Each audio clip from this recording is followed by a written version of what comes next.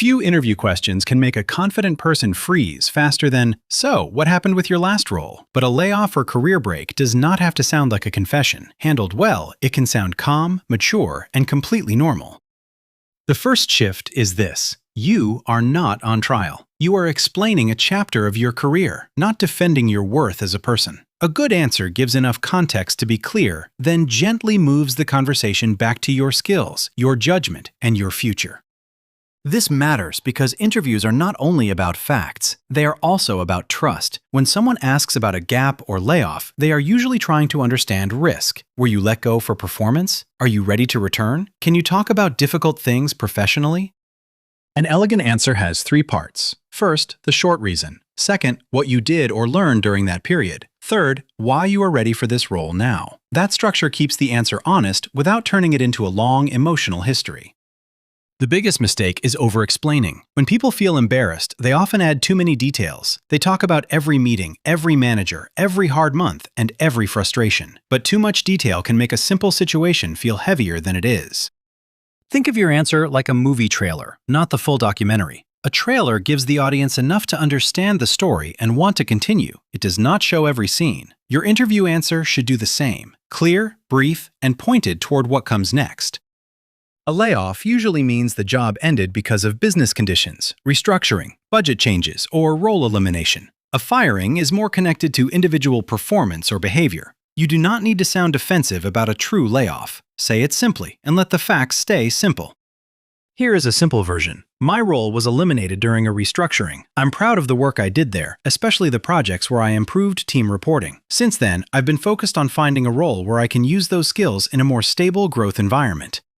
Notice what is missing from that answer. There is no blame. There is no gossip. There is no attempt to prove the company was wrong. Even if the layoff felt unfair, the interview is not the place to relitigate it. Dignity is powerful because it signals emotional control.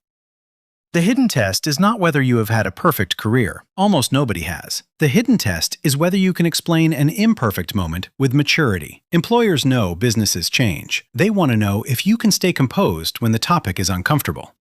Career breaks can happen for many reasons: caregiving, health, relocation, burnout recovery, education, parenting, travel, or simply taking time to choose the next step more carefully. You do not owe a stranger every personal detail. You owe them a truthful professional summary.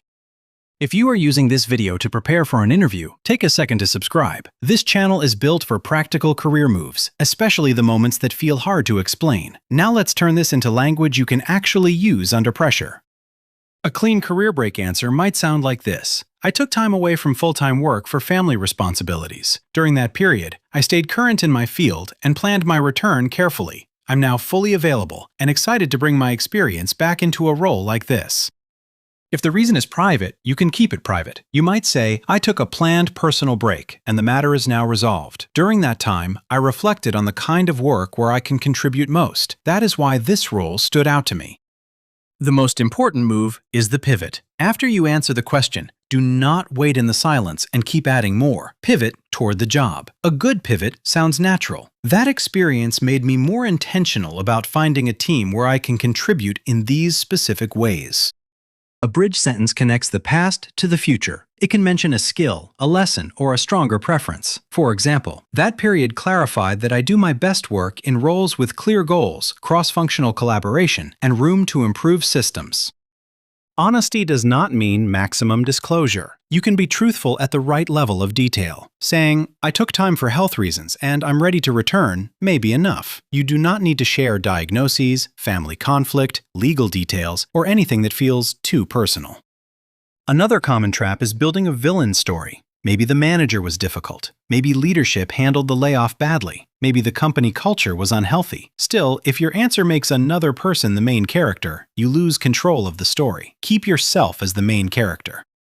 Neutral language is your friend. Instead of saying, my boss was impossible, you can say, the role was no longer the right fit, and I decided to be more intentional about my next move. Neutral language keeps the room calm and gives the interviewer less to worry about.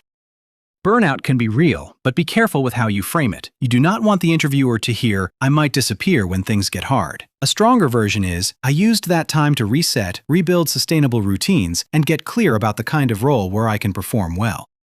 If the break is mostly a job search period, do not apologize for it. You can say, after the layoff, I chose to be selective rather than jump into the first available role. I've been interviewing, sharpening my skills, and focusing on opportunities that match my experience. A gap feels less concerning when there is evidence of momentum. That does not mean you need a dramatic reinvention. It could be a course, freelance project, volunteer work, portfolio update, certification study, networking, or staying active in industry conversations. The point is to show engagement. At the same time, do not inflate small activities into giant accomplishments. If you took a short online course, say that. If you helped a friend's business, say that. Confidence comes from clean truth, not from making the gap sound more impressive than it was.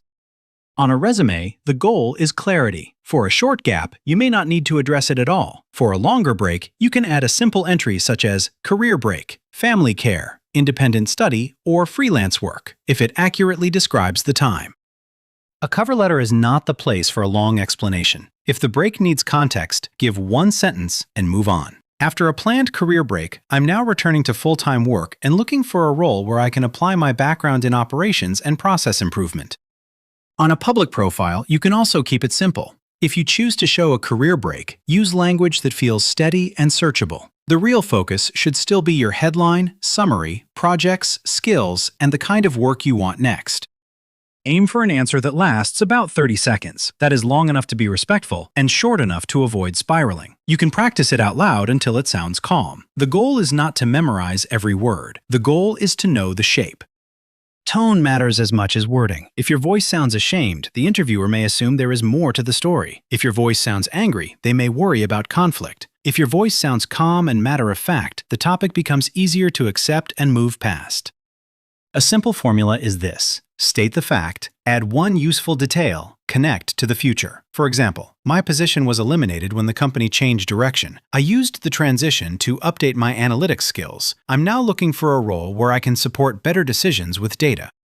Sometimes an interviewer asks follow-up questions that feel too personal. You can stay polite and firm. I'm happy to share the professional context, but I prefer to keep the personal details private. What matters most is that I'm ready and available to do this work well. A respectful employer can ask reasonable questions, but if someone keeps pressing for private information, mocks the gap, or treats a layoff like a character flaw, pay attention. Interviews go both ways. How they handle your difficult chapter tells you something about their culture. You also do not need to turn pain into a motivational speech. Some advice makes every setback sound like a heroic transformation. That can feel forced. A better approach is grounded. It was a challenging transition, and I handled it professionally. Now I'm focused on the next contribution I can make. The strongest answers end near the role you are interviewing for. If the job needs client communication, mention that. If it needs project management, mention that. The past is only relevant because it leads to the future employer's question, can this person help us now? For caregiving, you might say, I stepped away from full-time work to care for a family member. That responsibility is now changed, and I'm ready to return. During the break, I stayed connected to the field, and I'm especially excited about roles that use my planning and communication strengths. For education or reskilling, you might say, I took a career break to focus on training and reposition myself for a more technical role. During that time, I built projects and strengthened my foundation. I'm now looking for a team where I can keep applying that learning in real work.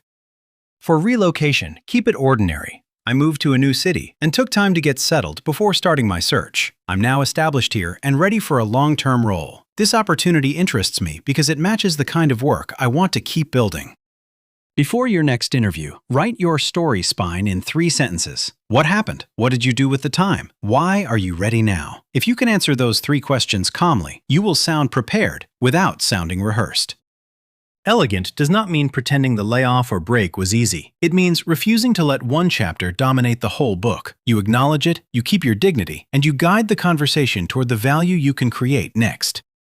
A career is not a perfect line. It is a path with turns, pauses, recoveries, and new decisions. The right explanation does not erase the gap. It places the gap in context. Then it reminds the interviewer that your future work is more important than your past pause.